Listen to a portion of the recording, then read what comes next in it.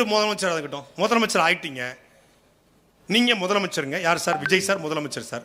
பொதுப்பணித்துறை அமைச்சர் யார் சார்? புஷி ஆனந்த். விளையாட்டுத்துறை அமைச்சர் யார்? லெப்ட் பாண்டி. சுகாதாரத்துறை அமைச்சர் டி.கே. பிரபு. நிதித்துறை அமைச்சர் ஆதவ அர்ஜுனா. லாட்டரி சீட்டு. நல்லா இருக்கும்டா நாடு, நல்லா இருக்கும்டா. ஒருத்தன் லாட்டரி சீட்டு, ஒருத்தன் பிளாக் சீட்டு, பிளாக் டிக்கெட்டு. லாட்டரி டிக்கெட்டும் பிளாக் டிக்கெட்டும் சேர்ந்து இந்த நாட்டை ஆடணும். இந்த நாடு என்ன அவ்வளவு சாதாரண நாடாடா? மக்கள் என்ன மானங்கட்ட மக்களா? கரூர்ல கூத்தாடிய பார்க்க சனிக்கிழமை கூடின கூட்டத்திற்கு இணையாக திங்கட்கிழமை கொள்கைக்காக கூடி நிற்கிறது பாரு. இதுதான்டா மானத்தமிழர் கூட்டம்.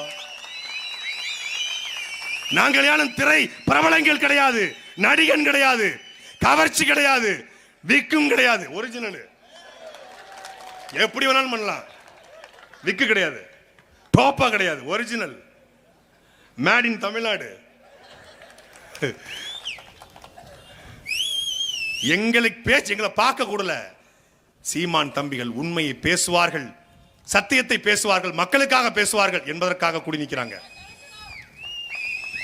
இந்த மண்ணில் ஒரு மாற்றம் நிகழ வேண்டும். தொடர்ச்சியா மாறி மாறி திமுக விட்டா அதிமுக, அதிமுக விட்டா திமுக என்ற நிலையை உடைத்து இந்த நிலத்தில் ஒரு புதிய ஆற்றல் நாம் மகிழ்ச்சி வளர்ந்து வந்திருக்கிறது.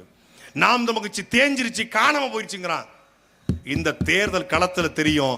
அதற்கு முன்னாடி திருச்சியில வருகிற பிப்ரவரி மாதம் 21ஆம் தேதி நடக்க இருக்கிற மாற்றத்திற்கான மக்களின் மாநாட்டிலே நாம் மகிழ்ச்சி யார் என்பதை இந்தியாவுக்கு காட்டிருக்கிறோம்.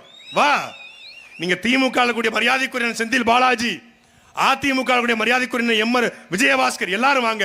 ஒரு மாநாடு எப்படி நடத்த வேண்டும் என்பதை இந்திய நிலத்திற்கே காட்டிருக்கிறோம். அப்படி ஒழுக்கத்தில் சிறந்த மாநாட்டை, உரிமைக்கான மாநாட்டை, ஒரு நேர்த்தியான மாநாட்டை நடத்திருக்கோம். சும்மா இந்த கத்துறது, கூச்சல் போடுறது, துண்டத்துக்கு வீசுறது எதுவும் இருக்காது. 10 லட்சம் பேர் திரண்டாலும் பின் டிராப் சைலண்டோட உட்கார்ந்துருப்பான். ஏன்னா அவன் கொள்கைக்காக கூடியவன், கூத்தாடிக்காக கூடியவன் கிடையாது.